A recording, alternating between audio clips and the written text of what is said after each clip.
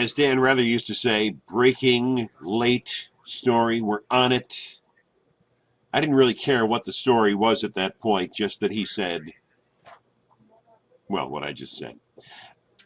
I want to thank the folks at the Business Review because they saw a story that everybody else missed. Even the New York Times missed it, and they wrote the story. The Times apparently is aiming for a Pulitzer on the abuses in the racing industry.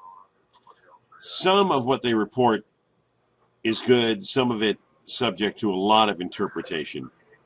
But I won't get into that now because one of the sub-headlines to their main story has to do with, well, here's the headline. This is also in the Times today, but they underreported their own story. State report says Racing Association knowingly withheld millions.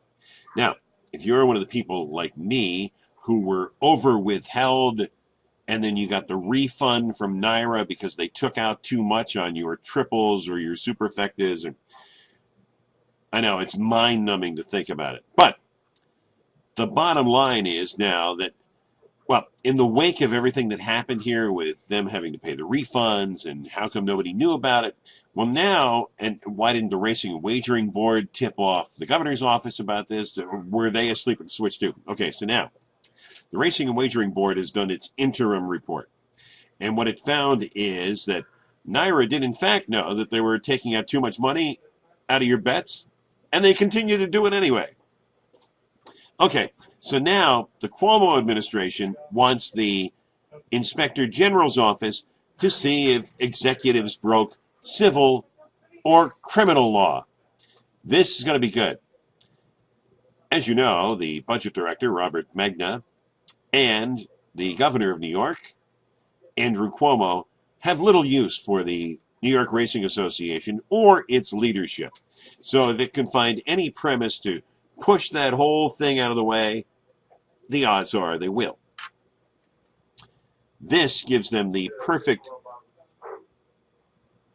set of circumstances to do that. I'm just trying to read through the story here. Supposedly, even though NYRA said it was an unintentional oversight, someone sent an email to Charlie Hayward, the NYRA president, in September of 2010, which is when they were supposed to stop withholding so much money. And at that point, it was forwarded. And then another NYRA executive got an email in which the response was, I have not heard that we intend to lower takeouts, even though by law they were supposed to. And then the publisher of the Daily Racing Form, who, by the way, used to work for the New York Racing Association, got involved and then decided that, in hindsight, well, it was an honest mistake. Well, was it or wasn't it?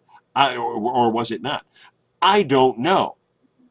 But you can bet that a guy like the current governor and his budget director, two people who really don't like the New York Racing Association and the people who run it, you know that they're going to run with this football.